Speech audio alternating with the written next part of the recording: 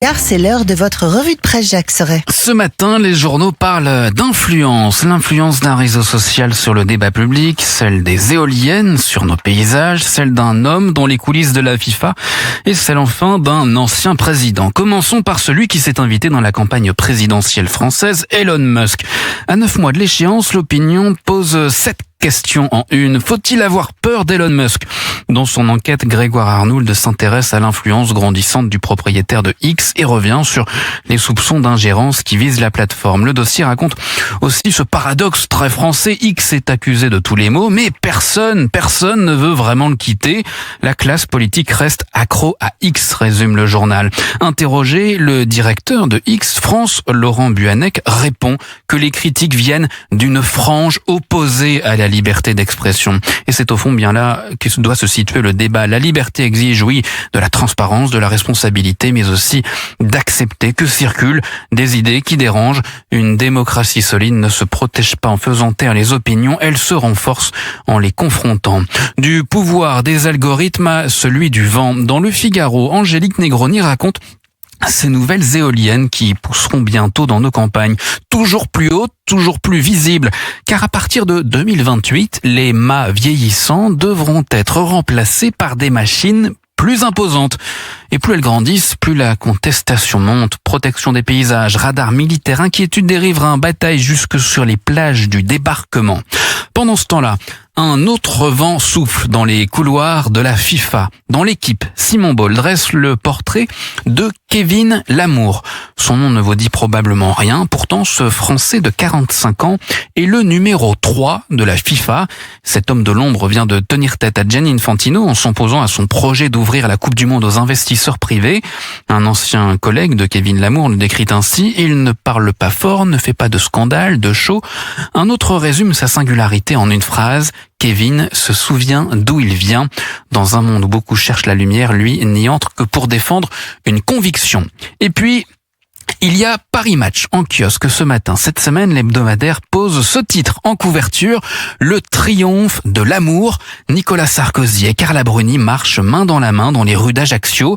En page intérieure, Florian Tardif raconte leur plage de liberté, la Corse, le soleil, quelques jours pour reprendre souffle après les tempêtes. À 71 ans, écrit Paris Match, l'endurance de l'ancien président est intacte. Il court dès l'aube, enfourche son vélo, joue au tennis. Il lit aussi la Bible chaque jour. Je prends enfin le temps que je ne prenais jamais auparavant. Croire est une richesse, explique-t-il. Nicolas Sarkozy attend la décision de la Cour d'appel le 30 novembre, alors il s'accroche à une phrase qu'il répète comme un mantra. L'important, c'est de vivre, mais ceux qui le connaissent savent que le combattant n'a pas disparu. Si les épreuves l'ont éloigné du pouvoir, elles n'ont pas changé sa nature. Nicolas Sarkozy le dit lui-même, les tigres ne deviennent jamais végétariens. C'était votre revue de presse, Jacques Serret. 7h, 9h. Europe 1 matin. Votre rendez-vous de l'été, ça nous a énervé cette année avec vous, Laurent Tessier. Bonjour Laurent. Bonjour à tous. Laurent, vous souhaitez ce matin mettre en avant les familles des victimes d'attaques, d'agressions qui ont décidé de ne plus se taire. Oui, j'ai vraiment été marqué ces derniers mois par toutes ces familles de victimes qui ne se taisent plus. Elles ont pris la parole pour pointer du doigt la responsabilité de l'État, le laxisme de la justice. Les familles ont parlé parce que l'espace médiatique est resté silencieux pour dénoncer la manipulation de l'information. Je pense ce matin à la mère d'Elias. Elias, 14 ans, tué en janvier 2025 à la sortie de son entraînement de football à Paris, tué par des individus qui portaient une machette, une hachette. Sa mère avait pris la parole sur CNews et Europe 1.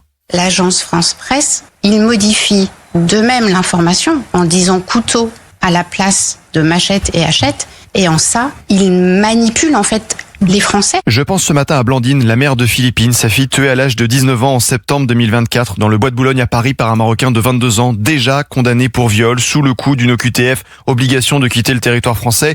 Blandine s'était exprimée en septembre dernier sur CNews.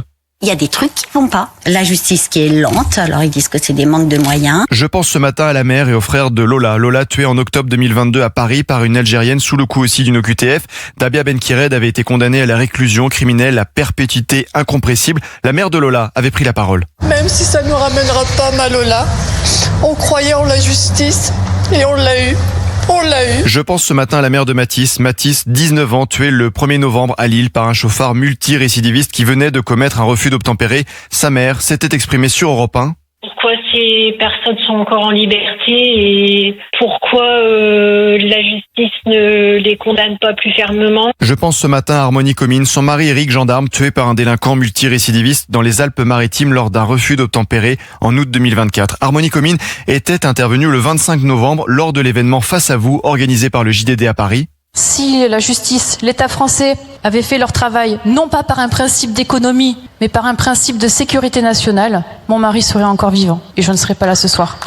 Des familles qui ont voulu se faire entendre, abandonnées par une partie de la classe politique. Quand on écoute les propos de la présidente de l'Assemblée nationale, Yaël Braun-Pivet, l'ancien ministre de la Justice, Éric Dupond-Moretti. Le sentiment d'insécurité. Tout le bilan régalien des 5 premières années du quinquennat, il est extrêmement positif. L'an dernier, c'était les 10 ans des attentats terroristes islamistes du 13 novembre 2015. Des commémorations bouleversantes, les portraits des 132 victimes. Je n'oublierai pas cette reprise de la chanson You'll Never Walk Alone.